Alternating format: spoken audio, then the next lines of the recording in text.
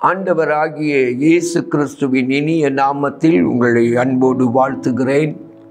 வேதம் சொல்லுகிறது, மத்தேயு எழுதின சுவிசேஷம் 7ஆம் அதிகாரம் 7வது வசனம், தேடுங்கள் அப்பொழுது கண்டடைவீர்கள். ஜெபத்தின் 3 நிலைமைகளை வேதம் நமக்கு சொல்லுகிறது. ஒன்று கேளுங்கள், 2வது தேடுங்கள், 3வது தட்டுங்கள். என கண்பானவர்களே, ஜெபத்தின் 3 நிலைகளை சொல்லுகிற இந்த 3 வார்த்தைகளும் இந்த 7ஆம் அதிகாரம் மத்தேயு 7:7 சொல்லப்பட்டிருக்கிறது. அதன் 2வது பகுதி, தேடுங்கள் அப்பொழுது கண்டடைவீர்கள். நீங்கள் எதை தேட வேண்டும் என்று வேதம் சொல்லுகிறது? நீங்கள் கர்த்தரை கண்டடையத்தக்க சமயத்தில் தேடுங்கள்.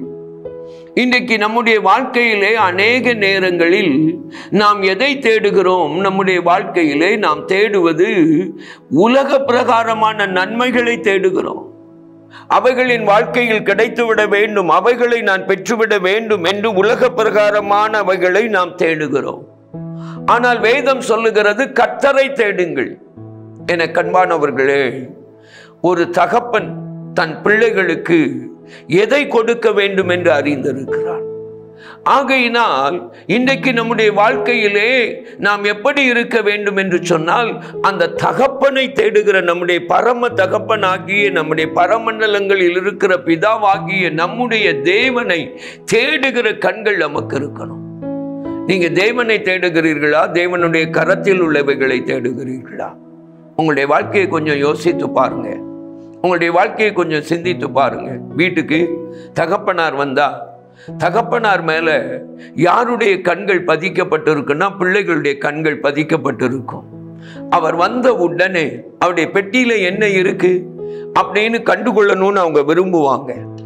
மனைவிக்கு பெட்டியை திறக்க தெரியாது, கணவருடைய பெட்டியை. ஆனா பிள்ளைகள் அழகாய் திறந்து அதில் என்ன இருக்கிறதோ அதை எடுத்து விடுவார்கள்.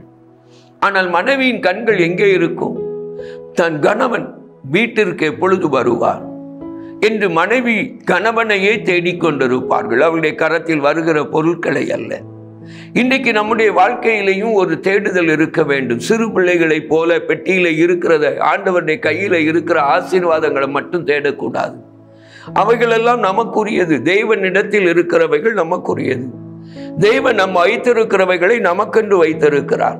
வேதம் சொல்லுகிறது, அவர் சொந்த குமாரன் என்று பாராமல் அவரையே நமக்காக தந்தவர் மற்ற எல்லாவற்றையும் நமக்கு அருளாதிருப்பது எப்படி?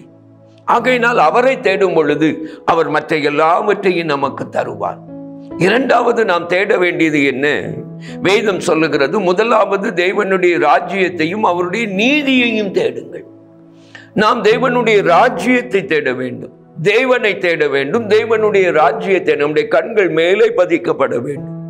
அவருடைய நீதி, அவருடைய வார்த்தை, அவருடைய கட்டளைகள், அவருடைய பிரமாணங்களை தேட வேண்டும். அப்பொழுது இவைகள் எல்லாம் இந்த உலகத்தின் ஆசீர்வாதங்கள் மட்டுமல்ல, நித்தியத்தின் ஆசீர்வாதங்களும் சேர்த்து நமக்கு கொடுக்கப்படும். நம்முடைய வாழ்க்கையில எதை தேடுகிறோம்? எப்படி தேடுகிறோம்? சிந்தித்து பார்ப்போமா? ஜெபிப்போம். அன்பின் பரம தகப்பனே, உமக்கு நன்றி.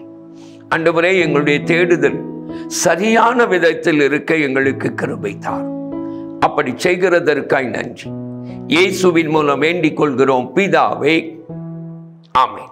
அன்பானவர்களே, உங்கள் ஜெப தேவைகளுக்கும் மேலதிக விவரங்களுக்கும் தொடர்பு கொள்ள வேண்டிய எங்கள் முகவரி: சகோதரர் பி. பொற்செல்வன் ஆசீர், கிருபையின் ஊழியங்கள், ஆபிரகாம் நகர், பெரிய நாயகபுரம், தூத்துக்குடி 628101.